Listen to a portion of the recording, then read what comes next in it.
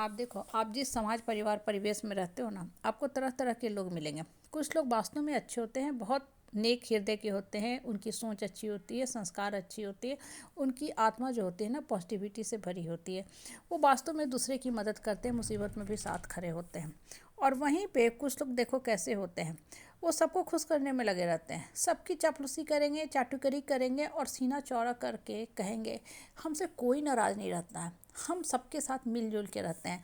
Basically ऐसे लोगों की ना आप मंशा देखना क्या होता है, वो सबके हाँ में हाँ करते हैं, किसी को नाराज़ नहीं करते हैं। उसके पीछे उनकी जो मंशा होती है कि हमको ज़्यादा से ज़्यादा लोगों से फ़ायदा मिल सके, मतलब सिर्फ और सिर्फ अपना स्वार्थ सिद्ध करने के लिए लोगों को खुश करने में लगे रहते हैं, चाटुकरी चापलूसी करते हैं, चमचई करते हैं। अब देखो, यहाँ गौर करो, गौर करने वाली जो बात है ना वो है कि दूसरे को खुश मत करो, समाज को, परिवार को, इसको उसको मत खुश करो, सिर्फ अपना कर्म अच्छा करो, अपने कर्म से अपने आप को खुश करो।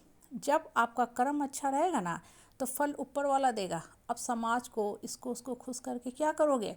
वो लोग आपका साथी कभी नहीं बनेंगे। आपका साथ अगर जाएगा तो सिर्फ और सिर्फ आपका कर्म जाएगा। आप धरती पे आते हो ना तो अकेले नहीं आते हो, धरती से जाते भी हो ना तो अकेले नहीं जाते हो। आपके साथ कर्म आता है और आपके साथ आपका कर्म जाता है, और ये कर्म जो है ना कई जन्मों से आपके साथ चल रहा है और आगे भी चलता रहेगा। इसलिए हमेशा अपने कर्म के प्रति सचेत रहा करो। अपने मन को शांत करके ये बैठो कि सोचो कि हमको क्या कर्म करना है जिससे मेरा कर्मों का खाता को देख के ऊपर वाला खुश हो जाए। क्योंकि एक्चुअल जो रिपोर्ट कार्ड बनेगा ना वो सिर्फ और सिर्फ ऊपर वाला के मर्जी पे ही बनेगा कि आप कैसा कर्म कर क्या हो। बहुत लोग जो होते हैं ना देखोगे बहुत ज़्यादा सोशल नहीं होते हैं, बहुत मित्रगण भी नहीं होते हैं, इनफैक्ट वो अनसोशल भी रहते हैं, आइसोलेटेड भी रहते हैं। लेकिन देखोगे ना कि धरती पे वो छोटा ही टाइम स्पेंड करके गए, लेकिन उनको कर्मों का खाता बड़ा अच्छा किया, उसने बहुत अच्छा कर्मों की खुशबू छोड़ के गए। जहाँ रहें दूसरे की मदद भी किए, ज़रूरत के समय उपस्थित भी रहें, दूसरे की मदद भी किए, और बहुत सही समय आते धरती से चले भी गए। क्यों? क्योंकि उनका कर्म वैसा था, उनका कर्म पॉजिटिव था। और कुछ लोग जो होते हैं ना इसको उसको सबको खुश करने की कोशिश में लगे रहते हैं। इन द मीन टाइम वो लोगों के गलत बातों में भी हाँ में हाँ करते हैं। वो करते क्या है, कहीं मुझसे ये नाराज़ ना हो जाए तो मेरा मदद नहीं करेगा। या बहुत बार ऐसे लोग जो होते हैं ना दूसरे का नाम का इस्तेमाल करते हैं, हम उनके रिश्तेदार हैं, फलना है, ठिनकाना है, और कर करा के क्या करेंगे, काम निकालेंगे। ऐसा आदमी कभी भी अच्छा नहीं होता है। जो इंसान सत्य को सत्य के रूप में ना बोल सके, सत्य को हमेशा ढकने का कोशिश करे, अपने फ़ायदे की बात सिर्फ सोचे ना, ऐसे लोगों से दूर ही रहना बेहतर है। दुर्योधन गलत था, दुर्योधन गलत था, सब जानते थे, लेकिन कर्ण जो था उसके हाँ में हाँ करता था। क्यों? क्योंकि कर्ण को अंग का राजा किसने बनाया था? दुर्योधन ने बनाया था। तो वो उसके एहसान से घिरा हुआ था, तो ना चाहते हुए भी कर्ण को दुर्योधन का साथ देना पड़ा, इसलिए युद्ध में उसका अंत हुआ। ये सब जो बातें होती है ना, गौर करो तो चिंतन करने के लिए होती हैं। भगवान ने जो इतना बड़ा महाभारत का जो खेल खेला, महाभारत रचा, वो किस लिए कहा गया, किस लिए रचा गया? हमारे लिए, कि बैठ के सोचो कि आपको क्या चीज़ ऊपर लेके जाएगी।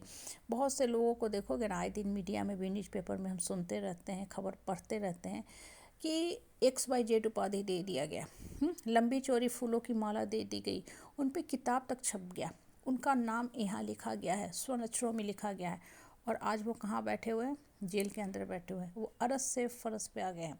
कहने का मतलब क्या है ना, आपको उपाधि की ज़रूरत नहीं है, फूल माला की ज़रूरत नहीं है, आपको लंबा चौड़ा डिग्री की ज़रूरत नहीं है, लेकिन अपने कर्म के प्रति सचेत रहा करो। आपके साथ सिर्फ और सिर्फ आपका कर्म है, वही जाएगा। और कभी भी ये मत सोचो कि दूसरे हमसे नाराज़ हैं, क्योंकि सामने वाला आपके साथ तभी तक साथ रहेगा जब तक आप उसके हाँ में हाँ कर रहे हो। और ये किसी भी आदमी के लिए पॉसिबल नहीं है कि हमेशा आपके हाँ में हाँ करता रहे, हाँ में हाँ मिलाता रहे। हर रिश्ते का एक अपर लिमिट होता है, बाउंड्री होता है, दहलीज होता है। और धरती पे इंसान अपने हिस्से का जीवन जीने के लिए आया है, इसलिए वो काम करो जिससे आपका मान सम्मान स्वाभिमान की भी रक्षा हो, और आपका आत्मा को भी बल मिले, और आपको आत्मिक सुख मिले कि हाँ ये काम हम कर रहे हैं।